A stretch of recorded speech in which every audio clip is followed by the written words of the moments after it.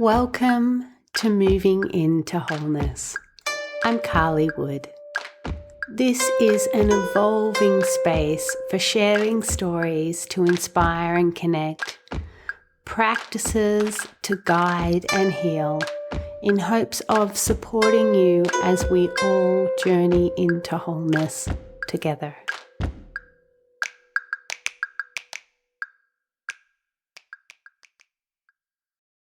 Okay, welcome everyone to the Moving into Wholeness podcast. I'm Carly Wood, and I'm thrilled today to welcome Pam Gregory, astrologer, known throughout the world for her insightful work in the field, the author of 2 best-selling books, host of the very popular YouTube channel where she does regular updates on what we can expect.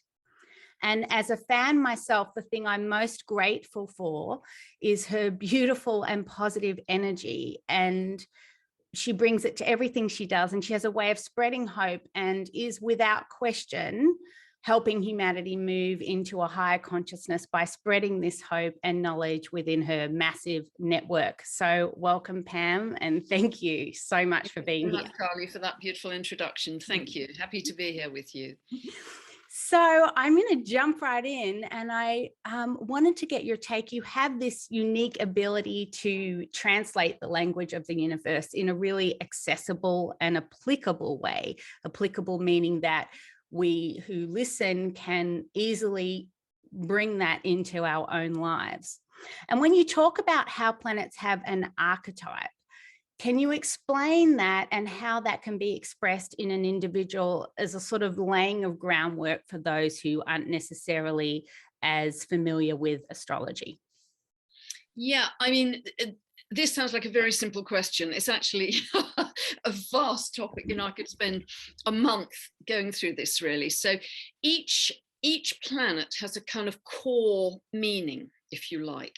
If we take Mars, the core meaning would probably be energy. And so therefore but every planet is like a multifaceted diamond. So it isn't just energy, it could be courage, it could be bravery, it could be risk-taking, it can be goal setting, it can be a strong physicality, it can be libido, it can be in a woman's chart, the kind of man you'd be attracted to. So it's all of those things kind of coming from the core value of energy. But it's modified by the sign it's in and by the house area. That in your birth chart, you have kind of 12 slices of a cake, if you like, and each of those slices represents a different area of life, money, family, health, career, whatever.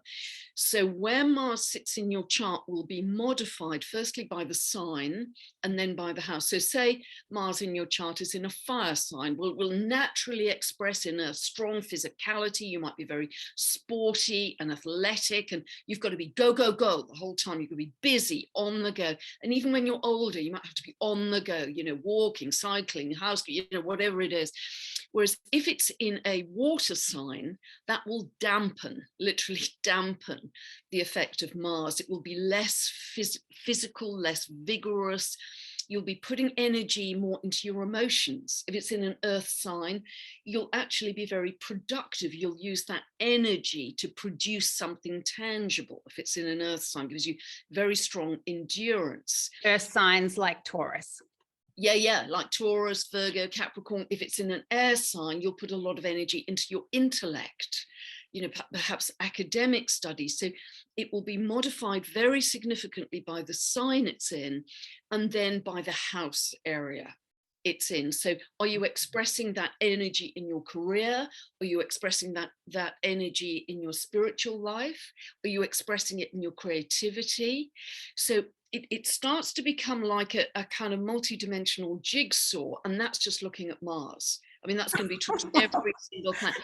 If we look at Saturn, which is very different, the core meaning of Saturn is probably contraction and limitation. But that multifaceted diamond of Saturn becomes things like your father, because your father sets the boundaries when you're young. It's also to do with the kind of physical structure of the body, the bones, the teeth. It's also about rules and regulations, those kind of limitations. It's also to do with fences and walls and territorial divisions. So you can see from one central value how the multifaceted diamond actually expresses in lots of different ways that are all connected back to that core value or that core meaning. So I'm trying to compress not a lot. a huge amount. You know, I could literally spend a month just talking about archetypes. So there's there's an awful lot to it. So I know it was a very simple question, but it actually has a very long answer. But I hope that sheds a little bit of light on what we're looking at. And I should say that you do have birth charts through your website that anyone can download to help interpret all the different videos that you do, which are super helpful. And I mean, when when you do that, it does make me grateful for these readings that you do that basically spell that out for us. And you will actually say, this is what this can do in ways that I think most people wouldn't even consider. So I feel like that's really wonderful. So thank you. And I want to ask you, get a summary. I know in January, I believe you posted a video that talked about this year of 2022 being a super intense year. I think we can agree that that has so far very much proven to be true. And I wanted to get your take on moving forward, just a general what we have to look forward to, dare I say, in the coming year. Yeah, it's getting more intense as we go through it. Sorry about that. I'm going to be using the word intense quite a lot this year in the videos. I think it really is a year of extremes, but I actually see it as probably the most intense year. If we look at this period of human evolution, which you could say began in 2012 and leads into the golden age of 2032, has been prophesied by many people. 2022 is the midpoint, and it really is the tipping point, and many astrological aspects really highlight that. And within that, there are various more intense peaks as we go through this year, astrologically, but also geomagnetically, because the geomagnetics of the Earth, as you may know, are becoming more and more destabilized. I mean, if we look back to 2018, we had 26 coronal mass ejections. This year, we're forecast to have up to 1,000. Plus, we're in a major spate of M-class, X-class flares and storms. And they literally take out power grids, you know, radio systems, GPS systems, and our little kind of tiny energy bodies are having to kind of assimilate these massive influxes of energy, which we've never experienced before, which is part of our upgrade. Spiritually, it's affecting every cell in our body, but it's a lot for us to assimilate. And so people on one level are having extreme fatigue, another time the same person might be having insomnia or ringing in the ears, or aches, but it's all because we're just trying to keep up with these massive waves, and also the waves of photonic energy and light that are coming. It's all part of the upgrade, but it's happening so darned quickly. And this year is kind of, we're in the alchemist bowl, if you like. We're in the crucible of change. And lots of aspects tell me that. I mean, this year, in fact, last year we had this aspect, but it's coming to a crescendo at the end of this year. It's a 90-degree aspect between Saturn and Uranus. And Saturn is the past, the way we've always done things. It's linked to the government. It's linked to rules and regulations. It's linked to, for your own safety, we have to do it this way. Whereas Uranus says, I'm not playing that game. I want freedom. I want space. I represent the future, maybe even connected to the galactics. It's higher mind. It's awakening. It's very much the rebel who's going to break the rules. not going to comply. And so this is what the clash is about. And you can see that so incredibly clearly through last year and increasingly heating up this year. Now, ultimately, in those battles, Uranus will always win, because Uranus is the planet of the future and Saturn is the planet of the past, but not without a battle. And we're in the big battle right now. And that will come to a crescendo really in the last 3 months of the year, when Saturn and Uranus make their final exact square by degree. And then by next year, it's moved on, that aspect. So that's one of the reasons this feels so intense. But one of the other reasons is Uranus is very highlighted as a planet all through this year, partly because it's in Taurus, and that's the same sign as the North Node. And the North Node is our future collective destiny, where we're headed. And for instance, the solar eclipse at the end of April was conjunct Uranus. The total lunar eclipse on the 8th of November, which I think is your midterm election day, is conjunct Uranus. That's going to be quite a day because Uranus is linked to earthquakes of all kinds: political, financial, literal earthquakes, volcanoes, destabilized geomagnetics. It's linked to shocks, surprises. In Taurus, it's very linked to, excuse me, radical changes in the financial, the banking system, shocks with that. I think we could well, we're going to see massive turbulence in the way banking is done, massive. And probably by the time this comes out in June. And yes, the move is towards digital currencies for sure, because Uranus is digital, Taurus is money, is currencies. But the key issue then becomes, is that going to be centralized, centrally controlled, which is Saturn, government run, and every government in the world currently has its own digital currency ready to launch? Or is it going to be decentralized, which is the original conception for cryptocurrencies, that we have control of our own money?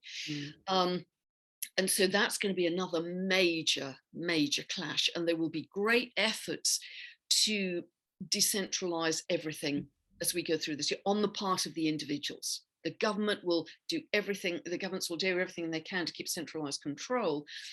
But the way we're moving forwards into this Aquarian energy is all about grassroots up.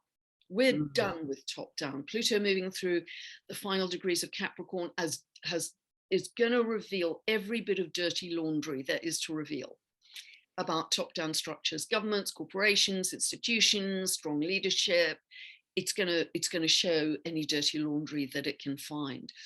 So people are going to say eventually, do you know what? I'm just out of this. This is not a social structure I am enjoying or thriving in. And so let us create our own social structures. And that's happening right now. And it's grassroots up. It's people coming together in communities, locally, in people's councils, people's assemblies, maybe online, but even better if it's physical, coming together. And we are going to grow our own food, our own society, our own rules. And we are going to do it in a loving, beautiful way to create a new earth that is nothing to do with this world we've lived in the past. Nothing. Yeah. And that is super exciting. And that's happening right now. And the green shoots of that will become clearer as we get more into 2023, springtime onwards. That will become clearer. But we're in the kind of the heat of the crucible right now. So those are the big trends. There are going to be various peaks in the year. There's a super intense total lunar eclipse, 15th, 16th of May. I know this is coming out in June. That not only is directly aspecting the sun, S-U-N, of the US president, it's also hitting a lot of members of the royal family in the UK. Could we see a change in the guard of the royal family in this time? Wow. That will be very interesting. And again, the total lunar eclipse on the 8th of November is another incredibly powerful pivot point that is going to change a lot of things in the world. I think that crescendo, the last 3 months of this year, I think by the time we get to the end of 22, we'll be living in a very different world. We may be standing in a demolition site. Yes. but we've cleared a lot. You know, if you're putting in a new kitchen, you can't fit the new units on top of the old ones. You've got to smash out the old units and make a hell of a mess before you can put in the new units. And that's what this year is about. And cook up something great. I love that comparison. And I also think of it a lot like a caterpillar going into the chrysalis before it becomes the butterfly. And does the caterpillar know that it's going to be able to fly? Probably not. And they're probably like, what's going on? And I very much feel that in the people that I'm connecting with and in my own life, that sense of it's just having to consistently drop into trust, because it's so crazy this time, and it's very easy to go into that fear space, and I've heard you say many times to just keep coming back to a place of trust. And actually, I think it was yesterday, a video you just put out, you did this gorgeous analogy again. That's one of the things I really enjoy, your analogies, because you can say, and I find that when I'm teaching meditations, you'll say a million different words, but a particular word will just drop in for someone, and they could have heard it spoken a million times, but they hear it a certain way, and then they're like, oh, now I see. And so you had said, I think it was yesterday in a new video, about you were doing karate, a karate lesson a while back, and they had said when you karate chopped through these pieces of wood, which I've seen people do, and I'm always like blown away by that. But when they teach you to focus on 10 inches below the wood, and then it became easy. It's where you want to get to. Focus on where you want to get to, where you want to end up, was the teaching. That's beautiful. And so I think that, yeah, that's such a great way to pull that in is, yeah, when we're in this place and it's scary and there's not necessarily a clear path through, to hold the clear vision of what you want. And I've heard you say many times to live from in, starting, what's the terminology you use? Yeah, live from the inside out, not the outside in. There you go. I love that. So true. And the ground up, that Aquarian energy, I definitely see that already happening in, yeah, even with Facebook and online social networks, even within actual small physical communities, people are buying and selling or giving away things they don't need. And there's sort of like growing and sharing vegetables from their garden. That is happening so much more than it was before. And this grassroots that you talk about, I see that as part of it. And these smaller communities, like, you know, all these communities have groups and stuff, but they're being used in a different way, much more sharing and kind of, what do you do? What can you contribute? And so, yeah, that grassroots that you talk about, I really see that happening. When you talk about there being a big time in November, that makes me a bit nervous, because I think people, certainly in America, for those Americans listening, it's not so much you know, us or them, but we're just done with the whole show. So that could, you know, when I hear you say that, I think about that crumbling of the old systems, standing in the rubble, like you said. What is that going to look like? It's very interesting to think about it. It is.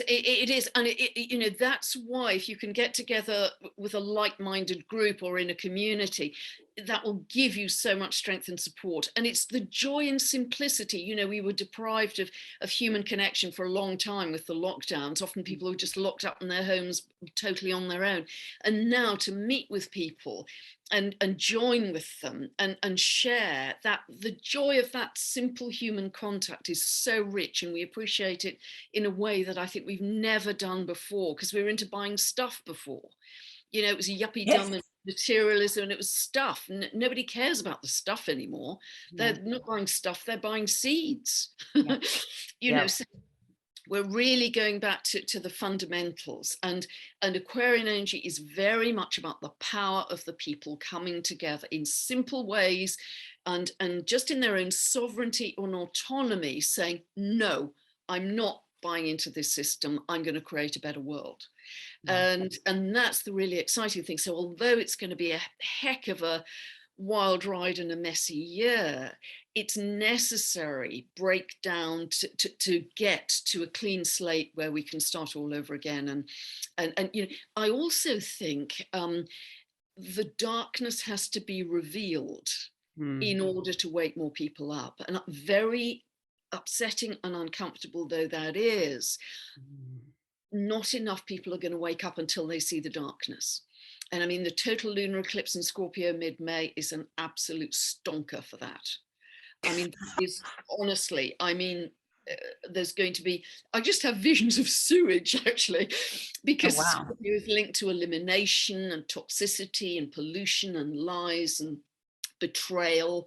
You know, I just see an awful lot of sort of sewage coming to light. But again, that's the necessary process to say, you know, just look at what's been happening, and you know, do you feel good about that? Is that the kind of society you want to go back to? Or I mean, it's interesting with your US leadership, because when somebody has a lunar eclipse aspecting their sun in SUN in hard aspect, there's often a kind of wipeout or takeout for a period. And it was very interesting because last November we had a total lunar eclipse which was exactly on Joe Biden's sun. And that very day he had to have a general anesthetic and a colonoscopy. So he was taken out for the day. Yeah. And the total lunar eclipse coming up in mid-May is again exactly on his sun. Your sun is your energy, your vitality, your presence in the world. So you know, that's going to be interesting, particularly if you're in a leadership position. So I think we're going to see a lot of action. It is not going to be dull, but I just really say to people, step one, switch off the news. Just don't listen to it. Because there's so much drama in that. It's like the best movie in town. You know, you can't believe, it's like a Hollywood epic every night. But if you get drawn into that, you are creating tomorrow from fear. You're not creating it from love. I just got rid of my televisions 2 years ago, and my frequency leapt when I did that. And I haven't listened to a minute of mainstream news in that time. And I just feel joyful that I'm not listening, because I know a lot of tough stuff is happening in the world. And yes, we can send money, we can send blankets, we can send food, we can be practical, we can, you know, pour dazzling diamond white light on any area in the world that has darkness, but stay in love. Because that's what you're creating your tomorrows with. Yeah. The moment you go into fear, that's what you're creating your tomorrow. And you know, there's 1,000 things to be fearful of. But if you allow yourself to dip into that, there is a very clear timeline that's all about fear. Clear as day. Lots of people are on it. And if you give that your frequency and attention, your focus, that's what you're going to be following. It's up to us and our mastery to be strong enough to say, no, I'm going to get a grip of my energy and my thoughts and my emotions well enough to say, I'm going to create from love, because this is our chance. This is our best chance in probably ever, because these chances only come up about every 12,000 years, give or take 500, when the Earth moves through the photon belt. And there've been attempts at evolution for humanity before, like in Atlantis, but they've never fully succeeded. And this is now our real quantum leap for the evolution of humanity. But it's down to us, every single one of us listening to this. You know, however tiny a person you think you are, we are all feeding the collective field with our thoughts and our emotions. Yes. We're all masters. We are all masters, potentially. Yes. And that photon belt is light, right? Yeah, brilliant light, you know, very high frequency light. And therefore, if you can keep in a positive state, you are able to hold, to embody more light in the body. The higher consciousness, the more light you can hold in the body. Yeah. And so again, it's down to us. Nobody's forcing, telling, instructing. It's down to us and our frequency. Yes. So Yeah. be grateful, be grateful if you have a blue sky, if you can look into a flower, if you can laugh with a friend, you can hug a child, you can hug a pet, hug a tree, anything, just be grateful for tiny things. Because if you're grateful, you attract more things in your life to be grateful for. It really, honestly, it really works. I've played with this for years, negatively and positively. And it's really interesting to observe. There's a very difficult time in my life, and I was very cross about something. It was a big deal, and everybody I attracted into my life for a period of a few weeks was an angry workman. The mechanic for the car was angry, machines broke down in the house, every workman that came to fix it was angry, and eventually I thought, I've got to stop this, because I am actually creating this in my world. And as soon as I got a grip, everything changed. Yeah. Beautiful. It's a really good lesson for us, It is. And for those that are really in the swamp or the sewage, as you say, I know from experience, which clearly you do as well, it can be so hard to get out of that, because someone could be listening to this and saying, yeah, but they haven't had this experience, and I've got this person that's making my life a misery, or this is happening to me. And I mean, there is so much pain and terrible things going on in the world, but the choice, ultimately, it's about shifting from that victim mentality into empowering yourself. And it's actually an empowered choice to say, yeah, I see this is happening. But like you say, if you're creating from the inside out, it's about regularly having that practice of coming back to, okay, what do I want to see? Have that focus like 10 inches under the wood, and have that be your place of creating joy, the vision of what you want to create, and then bringing in, like you said, looking for the joy in those little moments all the time. And knowing that it doesn't mean that, because there's always going to be people that we can look at and say, well, they had it so much easier. And that's so true. And I so empathize with people who have that. But ultimately, it's our own responsibility, and we have to step out of that victim place for ourselves and for everyone around us and for humanity to collectively rise. And we're not talking about, because we know that there's these terrible things going on, but going into the fear space, like you said, doesn't help those people. And that's on a personal level. If you have a child or a loved one that you're worried about, that doesn't help them. So hold a vision of what you want for them. And then and it's the same with the war and all the things that are going on. What do we want to see, right? Yeah. And anybody ill around you or struggling, see them in their strength. Yes. Rather than see them in their weakness. Because, as women, I was talking to somebody about this the other day, as women, if somebody's ill around us, we say, oh, you poor, you must be feeling terrible. Gosh, this is really tough for you. Whereas, and that doesn't help them energetically necessarily. Whereas if you see them in their strength, come on, you're a strong person. You've naturally got good health. You're going to bounce out of this in no time. I'll go and make some soup, but, you'll feel way better tomorrow. We know the power of the placebo with words. And, yes. It's funny, Carly, people sometimes write to me and say, you obviously have a blessed, perfect life. You were born with a silver spoon in your life. You've had no, I mean, nothing could be further from the truth. And I won't go into all of that because it's not relevant to other people, but I have learned all these very simple practices because I've had a great, many challenges in my life. That's how I've learned them. I wasn't born knowing this stuff. I was born, having to find simple ways of surviving, really, and sustaining myself in very challenging circumstances. So that's, we're all here to learn and grow. That's a gift at the end of the day. Yeah, that's inspiring. No, I think that's true, because I can see how people would think that, because you are always so positive. And I can actually, as a sensitive, I can actually watch a video and irrelevant of what you're saying, I just feel uplifted. And so I think people do make that assumption that, well, they've got it easy then because they can be positive because there's all these positive things.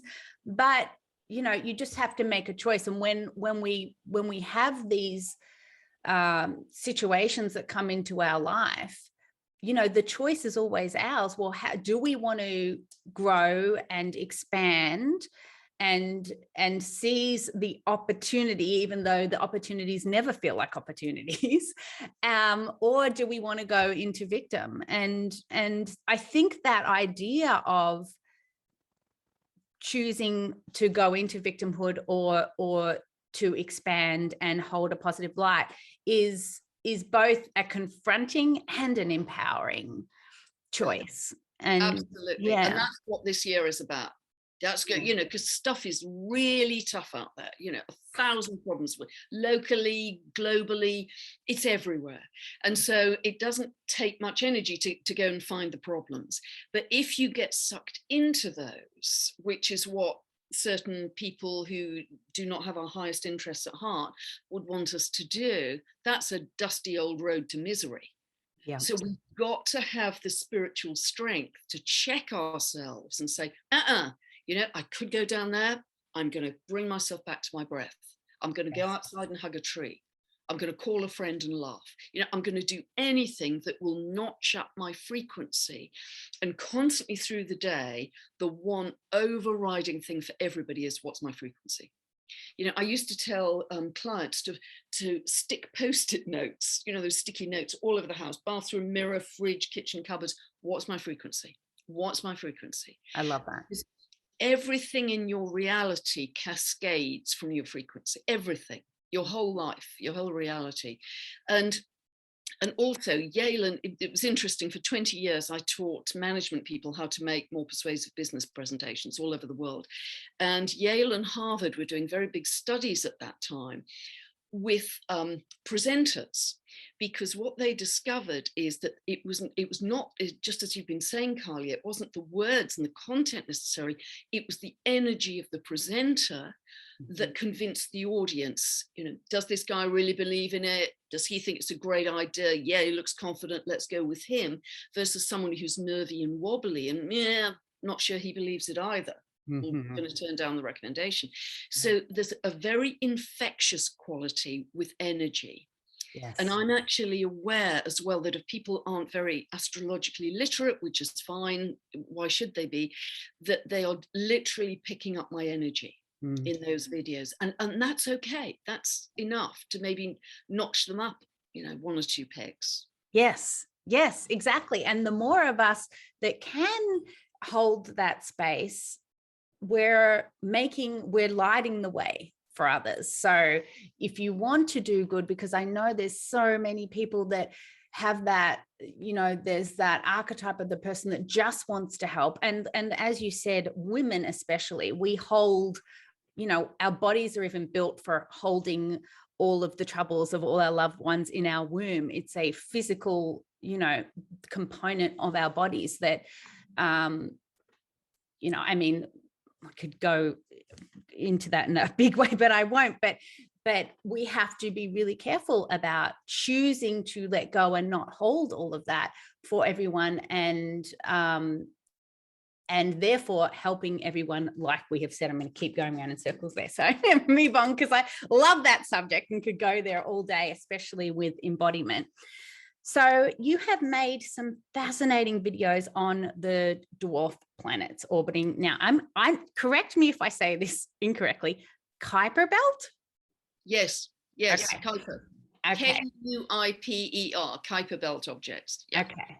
So I've heard you say that you see them as a sort of instruction, as a new way for us to be. And I'm going to ask you a couple of questions in one. Can you expand on that? And are new planets being discovered all the time? Like, so if we've just sort of moving into this discovery and this now, how does that happen? Is it, do we still expect we're going to keep expanding out? And do you see that expansion as going hand in hand with the expansion of our human consciousness, of our own never-ending evolution? Yeah. To answer the second part first, yeah, Carly, I absolutely do. I think we only discover these planets when our consciousness is ready to integrate them. So that's another big sign that we're, on the upshift in terms of consciousness. And in terms of when they're discovered, I mean, a whole spate of discoveries were made sort of just before 2000 and the early few years, 202, 203, 204, 205. And so there's a whole spate of them. And really, it just depends when astronomers who discover them can find them in the sky. I mean, there are thousands of them out there, but they're so far out, they're beyond the orbit of Pluto. And so they have to be detected and their orbits understood, etc. So it's astronomers rather than astrologers that do that. And certainly there was a big wave of discoveries, as I say, in those early years of the 2000s. And I can't really say when more are going to be discovered. It just, as and when, but they really do seem to operate on quantum principles. And what I mean by that, I think this is quite a helpful example for people. I have a friend in the US and she was in a lot of pain because she needed a hip replacement. She was in tremendous pain. But in America, as you know, they are very expensive. They're about $40,000. Now, she could have taken the normal 3D route and said, I've got to work extra time in the evenings, I've got to work every weekend, I've got to, run extra workshops in order to earn that extra $40,000, which is a lot of money. And she'd have to do it for weeks and months to accumulate that sum in order to have the operation. But she didn't do that. She did it the quantum way. She went out to her favorite trees and she talked to her trees and she set a super clear intention that that amount of money would come to her in the next month. And within the next month, one of her clients contacted her and said, you've been of such immense help to me over the years. I've just had a big windfall and I would like to gift you $40,000 of that windfall. Wow. Now that's quantum. The exact amount. Yeah. That's quantum. So it's setting a very clear intention that it will absolutely happen. It's like when you're pregnant, the baby's coming. When you put a light switch on, the light will come on, there's no doubt. So you set a very clear intention that this is already happening. You step into that energetic hologram, fully trusting in that, and then you let it go to the universe.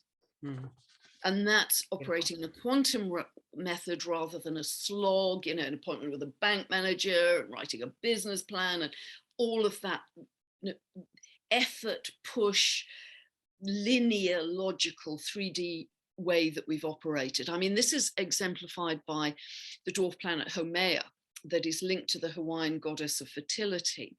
And in the myths around Haumea, because she's an incredible regenerative creative principle, she just births babies from all over her body, which is kind of good news for our regeneration going forwards, because she can just turn her age backwards from an old crone to a young maiden. Oh, that'd be nice.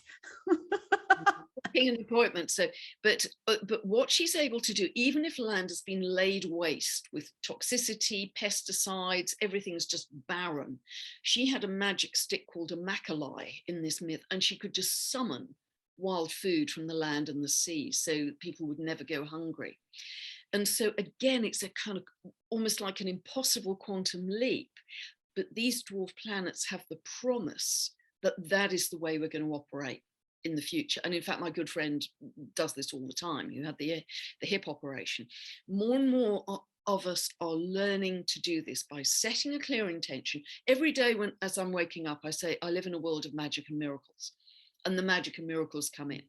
I love that. Without me efforting to get those. I just meet the right person who gives me something that I need at that time. Not material, but kind of energetic.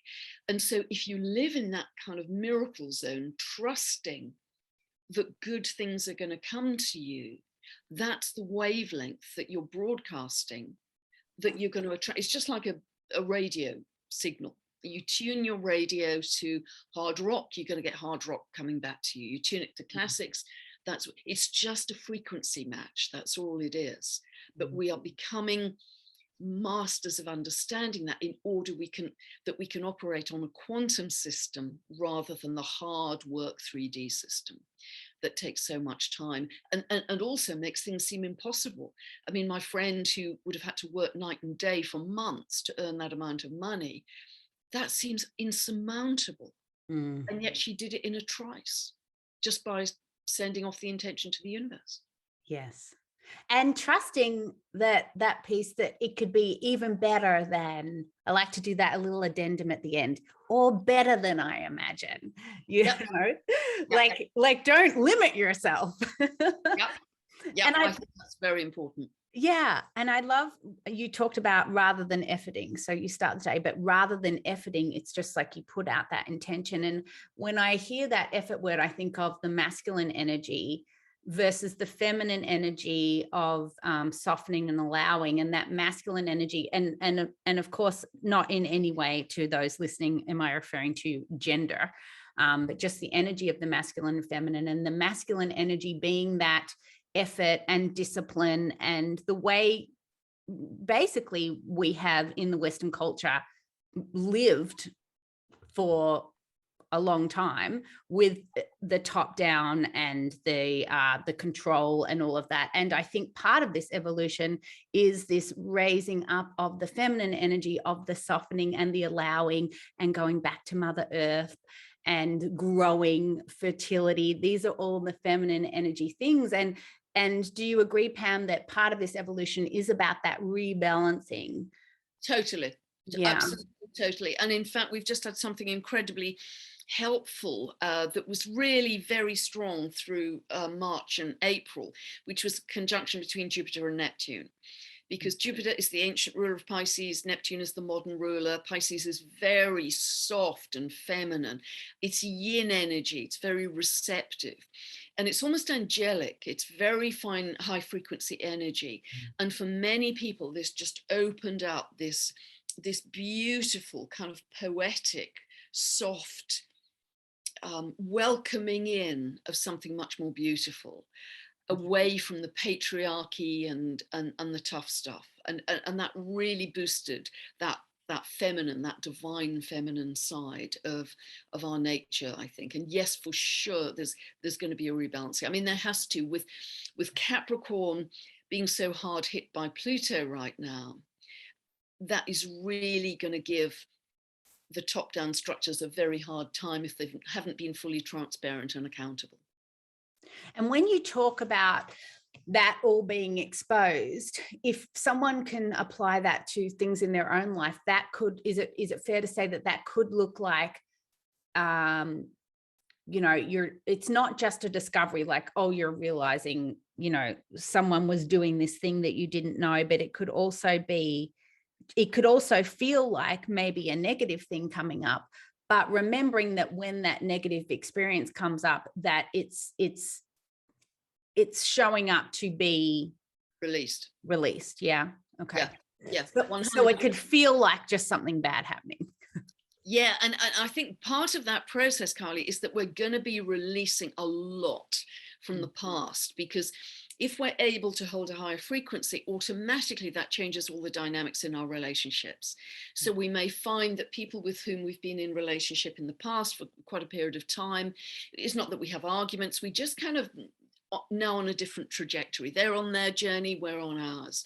And so people or jobs or circumstances can fall out of your life because you're on a higher road, you're on a higher timeline now, and allow that to happen, even though it might feel, again, Uranus in Taurus, a bit destabilizing. Where's my foothold? Where's my foundation?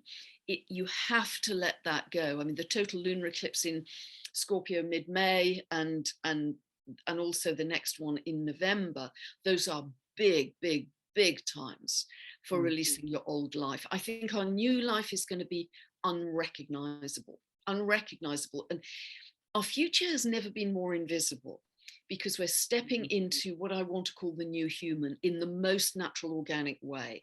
We're going to have new abilities. We're going to be lighter. We're going to be more full of light, the light body. We're going to be more wave and less particle. We're going to be more able to communicate telepathically, heal people simply by gazing at them. We're going to be able to summon food, where we're going to see nature in brighter colors. We're going to have amazing new technology that already exists but has never been publicly available. We're going to have free energy. We're going to have healing devices based on light. Our whole world is going to change out of all recognition. We probably won't need money. because we will just be able to manifest whatever we want.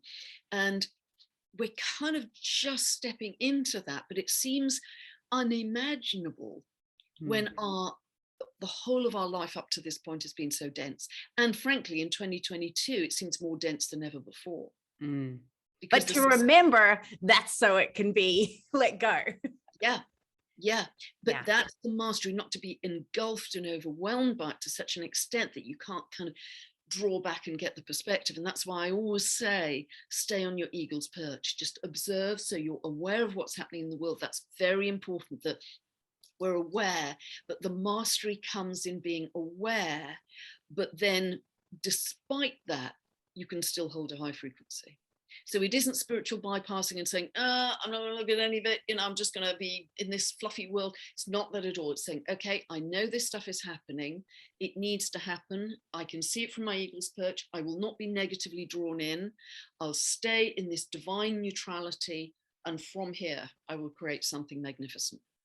Yeah, I love that you mentioned that word, spiritual bypassing. I actually did an episode on that. And I think it's an important thing to mention, because I think that people do struggle with that. Like, okay, so we need to hold these high frequencies, but I've got all this stuff coming up. So yeah, if you've got some trauma in your own life coming up, sit with it, be with it to release it. In the same way that Pam's talking about these things coming out, in the external world to be released. It's the same internally when you're being triggered, or there's a mirror that's triggering you in some way. Some person in your life is bringing something up. Deal with it, sit with it, so you can release it. And I think there's that really tricky dance of being with it, not completely denying it, so you can release it. And if you're sitting in something for a really long time, then you've got to let it go, because you're not going into that releasing phase. So, it comes up, the bad, be in it, feel it. When it's your own stuff, let it go, so you can go back to holding the higher vibrations. And in terms of the external, I think it's probably a little bit more simplistic, because it's not necessarily, these big events aren't necessarily things stemming from your own healing journey. But I think that's an important point that you mentioned, Pam, is just with that spiritual bypassing, holding the higher emotions and not getting distracted by the news, I think is of such wisdom in that advice. And in the external, holding it. It doesn't mean you're not helping. In fact, it means you're helping. But when it's coming up for your own trauma is coming up, to see it and acknowledge it in order to release it, and then go back to that place. Do you think that's fair to say? Absolutely. And I'd ask for help. Whoever you talk to, your angels, your guides, I'd ask for help. Please help me in whatever way to transmute this energy. Beautiful. And you really do get help in very surprising ways. And the other thing I do, if anybody is being personally very angry or aggressive with you, a thing you can do is just to energetically imagine you're holding up a mirror. Oh, I love that. It's imagine how quickly that person backs off, settles down. It's such an easy trick. You just energetically imagine you're holding a mirror. So all of that anger or aggression is just bounced back to them. I love that. Such a simple trick to do. But yes, asking for help so you can easily transmute whatever trauma you're going through and release it into the light. Just let it go into the light. Yeah. And then it can happen more quickly as well. Yes. And when you're going out into the world, do you have any tricks you do personally to because I know you're quite sensitive, and I mean, I think everyone who, as we are collectively raising our vibration, I think that is one of the things, even for people who haven't previously been sensitive, are probably going to become more sensitive to other energies, and because we're becoming energetic beings. And so we're going to recognize different energies more. Do you have any things that you practice regularly before you go out into the world to keep your energy as beautiful and high as it is? Yeah, I mean, to be absolutely honest, Carly, I'm so far away from mainstream society. I mean, I haven't been to a supermarket in 2 years. I've got a beautiful small old Roman town a mile away. I haven't been there for 2 years. Oh my I goodness. just I don't enter into mainstream society. So I have a wonderful, ever-growing group of like-minded people, a real tribe that I was super lucky to follow. I feel really honored to be part of that group. And we are doing things like growing food, finding land, all of that. So they are joyful to be with. I mean, just lift my heart. But every morning, and I don't have a particular practice about bubbling myself. I probably should, but I'm rubbish at it, to be honest. I mean, what I do every morning is I love animals, and I used to have dogs of my own. I don't have time now, so I borrow my elderly neighbour's young dog, young Labrador, and every day we go down through the woods, over the stream, up to the ridge, and I throw sticks in the stream for him as if I was a kid of 5. Yeah. And I can be that joyful and innocent as if I was a child again. Yeah. And I listen to the birds and I watch all the spring blossom coming out, and that's my energetic nurturing, really. And I do that for an hour, max an hour and a half every morning. I get fed by the trees, the birds, the fun, the dog. I can just laugh with him, and that really boosts me and that's sacred. I have to do wind, snow, biblical rain. I have to do that. I have a vision of you walking through the UK rain. Oh, honestly, rubber wear, galoshes. I have to be out. I've got a Mars in Aries, so it's a strong doing physicality, but I have to do that, and then that feeds me enough that I can come and settle with my work. But I do have this wonderful group of people, but for a long time I couldn't find like-minded people in the area, so I'm super lucky to have stumbled across them about a year ago, and that's another hub of light, which is contributing to the collective. There are hubs of light all over the world, people getting together and saying, what can we create to make a better world? And we're linking together and sharing information, and it's just joyful. Everybody's happy. We know about all the tough stuff. We don't want to talk about it. We know about it. What our energy is focused on is, what do we create from now together? 10 inches below the wood. Yeah, focus on where you want to end up. Focus on where you want to end up. Yeah, for sure. Oh my gosh. Well, this has been just such a joy, and I could talk to you forever, but I won't, because we're at 50 minutes now. And I'm so grateful for your time, because I know how busy you are, and this has been just a thrill. So thank you. Thank you. Thank you. Thank you so much, Pam. It's been a real joy to share with you, Carly. Lots of love, and good luck for this wild ride, this whitewater rafting this year. Lots of love to you. Thank you, Pam. Bye-bye. Bye for now. Thank you for listening. You can find more on my YouTube channel, Moving into Wholeness with Carly, spelled Karly, or on my website, carlywood.love. And I hope that something in this landed for you in a way that supports you on your own journey into wholeness.